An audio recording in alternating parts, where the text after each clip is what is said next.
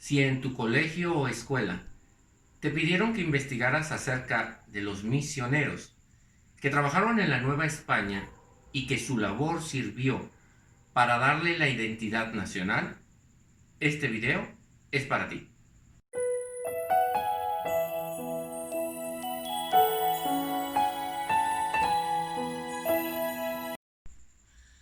Hola, en esta ocasión te voy a hacer un top, el top de los 5 misioneros, de aquellos 5 misioneros que según yo tienen una gran trascendencia. Son muchos los misioneros, muchísimos, y en varias partes y en varios lugares dejaron unos grandes testimonios, pero yo solamente te voy a mencionar 5 en esta ocasión.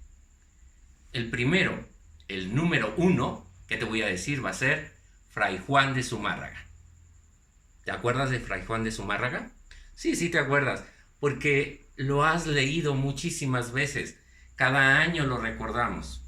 En las apariciones guadalupanas, aquel en el que Juan Diego va y le dice sobre la aparición y que no le cree, ese es Fray Juan de Zumárraga. Sí existió, sí fue real. Y él, fíjate que va a enfrentarse con los conquistadores, todos los misioneros. Había un pleito tendido, porque los conquistadores, aquellos soldados, buscaban el oro y no les importaba la dignidad de las personas. Los misioneros, en cambio, lucharon por dicha dignidad. Y esa dignidad ya habíamos comentado. El Papa Alejandro VI, ese que le llaman el Borgia y que se ha contado bastante, pidió que a los nativos de aquí se les bautizara y al bautizárseles se les diera la calidad de cristianos y de personas. Entonces los misioneros tenían a enfrentar a aquellos que no lo querían tomar como tales. Tal fue el pleito que Fray Juan de Zumárraga va a escribirle al rey Carlos I, que lo más lo conoces como Carlos V, es el mismo, y le va a decir que si no se componen las cosas, ellos se retiran. Se iban a ir todos los misioneros de la Nueva España. Va a ser precisamente cuando sea la aparición guadalupana, cuando todo va a cambiar y deciden quedarse. Y las circunstancias cambiaron. Bueno, pero no es tan importante Fray Juan de Zumárraga, ni lo estoy mencionando como número 1 por este acontecimiento. No, fíjate que él hizo muchísimo más. Va a traer la primera imprenta a América. En esta Ciudad de México fue a donde llegó la primera imprenta. Construyó muchas escuelas, entre ellas colegios especialmente para niños. Todavía hoy en día se recuerda esa edificación que la conocemos como el Colegio de Niñas. En fin, su labor y su entrega bien es recordado. Ahora mencionaremos el número 2. El número 2, te lo voy a mencionar, va a ser Fray Toribio de Benavente, más conocido como Motolinía. Sí, ese fraile, fíjate que recibe el nombre de Motolinía porque él iba caminando junto con todo, imagínate toda esa columna. A mero adelante, los generales más importantes, por ejemplo Hernán Cortés, sus generales que seguían, sus soldados, todos muy bien vestidos, y en la parte de atrás venían los franciscanos, descalzos, con sus túnicas y muy pobres. Los indígenas se burlaban. ¿Pero por qué se burlaban? Porque ellos veían la concepción al revés, mientras que los españoles, el más importante iba al principio, los pueblos prehispánicos, el más importante iba atrás. Y entonces ellos se burlaban porque decían, ¿cómo en el lugar más importante vienen los más pobres?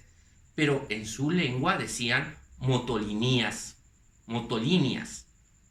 Y entonces Fray Toribio preguntó, ¿qué es eso de motolinia? Le dijeron, pues es más pobre. Y como él era franciscano, y la idea franciscana va en ese entorno de la pobreza, él acepta ese nombre y así se va a escribir como Fray Toribio de Benavente Motolinía o Motolinia, según como lo quieras pronunciar en el náhuatl, va a ser sin el acento, o ya castellanizado, como nosotros lo conocemos. Bueno, pero de él no es tan importante el nombre, sino su labor y su acción. Entre otras cosas que hizo, trazó la ciudad de Puebla, pero nosotros lo vamos a conocer porque sus escritos, sus cartas que él escribía a Carlos V, diciéndole sobre la situación que estaban viviendo los pueblos indígenas, pues van a servir para darnos cuenta de cómo era que ellos vivían, de muchas de sus costumbres, de mucho de sus vidas. De hecho, si tú has oído hablar de los niños mártires tlaxcaltecas, pues sus escritos de Motolinía van a ser los que van a servir para que a estos niños se les declare beatos y después santos. Fíjate la importancia de Motolinía, toda su labor y su trascendencia. Bueno, pasamos al número 3. El número 3, según yo, lo va a ocupar Pedro de Gante.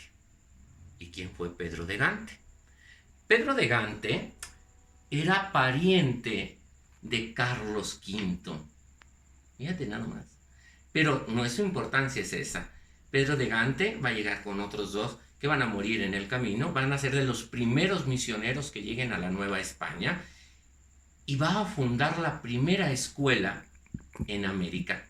Esa primera escuela va a ser en Texcoco, una escuela para los principales hijos de los caciques, de los españoles, de los indígenas, y les van a enseñar la poesía, el canto, toda esta área de la música, y ya después construirían más escuelas.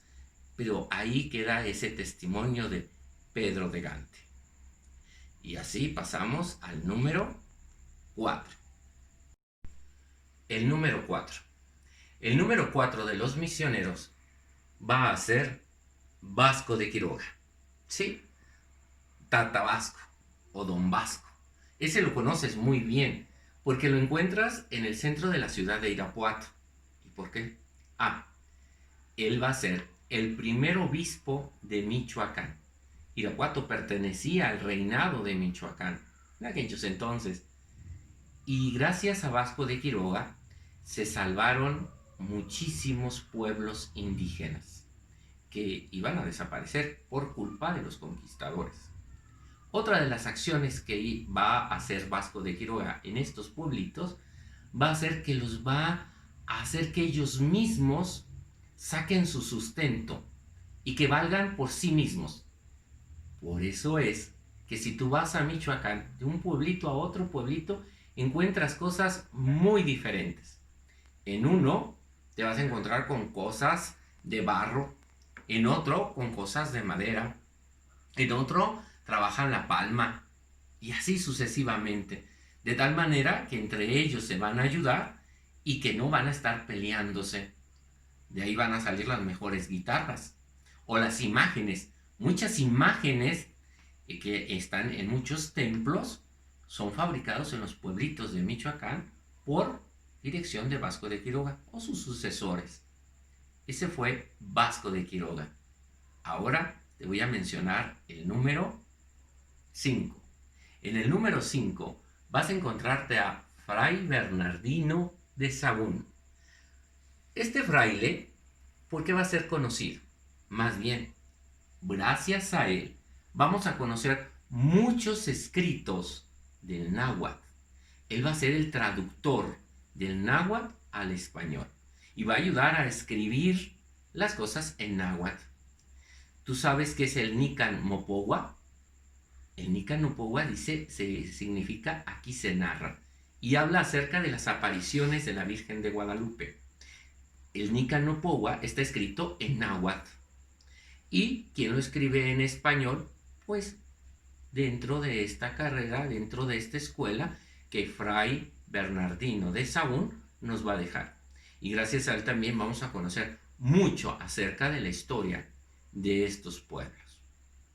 Pues bien, estos son los que son para mí los 5 que yo los resalto más. pero no quiere decir que sean los únicos o que realmente ocupen estos 5 primeros lugares. Hay muchísimos. Y por eso, nuevamente te digo, que te voy a pedir que escribas en los comentarios, para que forme parte de tu participación, que menciones a otro misionero con su acción. Fulanito de tal hizo esto, punto. Y ya te cuenta como participación. Pues bien,